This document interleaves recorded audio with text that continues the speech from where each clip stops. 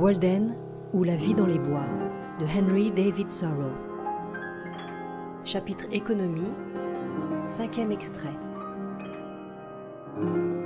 La plupart des luxes et nombre des soi-disant conforts de la vie sont non seulement non indispensables, mais agissent qui plus est comme des obstacles à l'élévation de l'humanité. En ce qui concerne le luxe et le confort, les humains les plus sages ont toujours vécu dans une vie plus simple et plus humble que les pauvres. Les philosophes antiques, qu'ils fussent chinois, hindous, perses ou grecs, formaient une classe sans aucun égal en pauvreté extérieure et richesse intérieure. Nous en savons peu à leur sujet. Il est cependant remarquable que nous en sachions autant que nous en savons. La même chose est vraie au sujet des réformateurs et bienfaiteurs de l'humanité les plus modernes. Nul ne peut être un observateur avisé et impartial de la vie humaine s'il la considère depuis un point d'observation autre que ce que nous devons bien appeler la pauvreté volontaire. Le fruit d'une vie dans le luxe est le luxe, que ce soit en agriculture, dans le commerce, en littérature ou dans les arts. Il existe aujourd'hui des professeurs de philosophie, mais aucun philosophe. S'il demeure cependant admirable d'enseigner la philosophie, c'est parce qu'il fut jadis admirable de vivre selon ses principes. Être philosophe, ce n'est pas seulement nourrir des pensées subtiles, ni même fonder une école, mais aimer la sagesse au point de vivre selon ses exigences. C'est vivre une vie de simplicité, d'indépendance, de magnanimité et de confiance. C'est résoudre certains des problèmes de la vie, non pas seulement en théorie, mais aussi en pratique. La réussite des grands savants et penseurs est le plus souvent une réussite mondaine. Elle n'a rien de royal et elle n'a rien d'humain. Ils ne cherchent qu'à vivre de manière conformiste, embrassant dans la pratique le même mode de vie que leurs ancêtres, et ils ne sont en aucune façon les géniteurs d'une race plus noble. Mais pourquoi les êtres humains dégénèrent-ils jamais? Qu'est-ce qui ruine les familles? Qu'y a-t-il donc dans la nature du luxe qui énerve et détruit les nations? Sommes-nous sûrs que nos propres vies ne recèlent rien de tel? Le philosophe est en avance sur son temps jusque dans sa vie matérielle.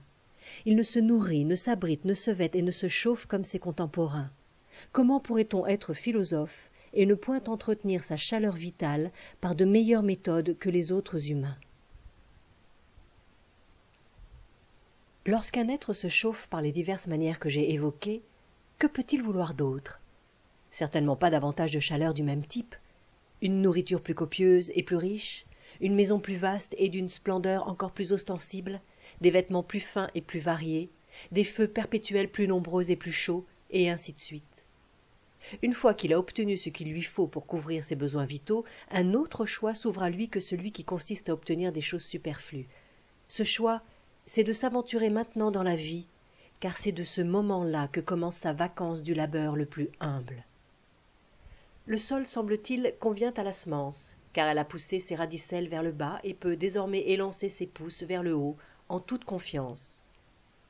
Pourquoi l'être humain s'est-il si fermement enraciné dans la terre, si ce n'est pour s'élever en proportion égale vers les cieux? Car les plantes les plus nobles doivent l'estime dont elles jouissent aux fruits qu'elles portent ultimement dans les airs, à la lumière, loin du sol, et elles ne sont pas traitées comme les végétaux comestibles les plus modestes que l'on ne cultive, même lorsqu'ils sont bisannuels, que jusqu'à ce qu'ils aient achevé la croissance de leurs racines, et que l'on taille souvent en haut pour hâter cette croissance, de sorte que la plupart des gens ne savent même pas à quoi ils ressemblent en leur saison des fleurs. Mon but n'est pas de prescrire des règles à l'usage des natures fortes et vaillantes, qui s'occuperont bien toutes seules de leurs affaires au ciel ou en enfer, et pourront peut-être bâtir des demeures plus somptueuses et dépenser plus prodigalement encore que les gens les plus riches, sans jamais s'appauvrir elles-mêmes. Car j'ignore comment ces natures-là vivent, si tant est effectivement qu'il en existe de telles comme d'aucuns les rêvent. Mon but n'est pas non plus de prescrire des règles à l'usage de ceux qui trouvent encouragement et inspiration précisément dans l'état actuel des choses, et le chérissent avec la tendresse et l'enthousiasme des amants. Dans une certaine mesure, je me compte moi-même parmi ceux-là. Je ne m'adresse pas non plus à ceux qui se trouvent bien employés, quelles que soient les circonstances en lesquelles ils le sont, et qui savent s'ils sont bien employés ou non. Je m'adresse essentiellement à la foule de ces êtres qui se trouvent mécontents, et qui se plaignent oiseusement de la dureté de leur sort, ou bien des temps présents, plutôt que de s'efforcer de les améliorer. Il en est qui se plaignent plus énergiquement et plus inconsolablement que tous, parce qu'ils font, comme ils disent, leur devoir. Je pense aussi à la classe apparemment aisée, mais en réalité la plus terriblement appauvrie de toutes, de ces gens qui ont accumulé des masses de choses inutiles et ne savent plus quoi en faire ni comment s'en débarrasser. Ces gens-là se sont forgés eux-mêmes leur propre prison dorée ou argentée.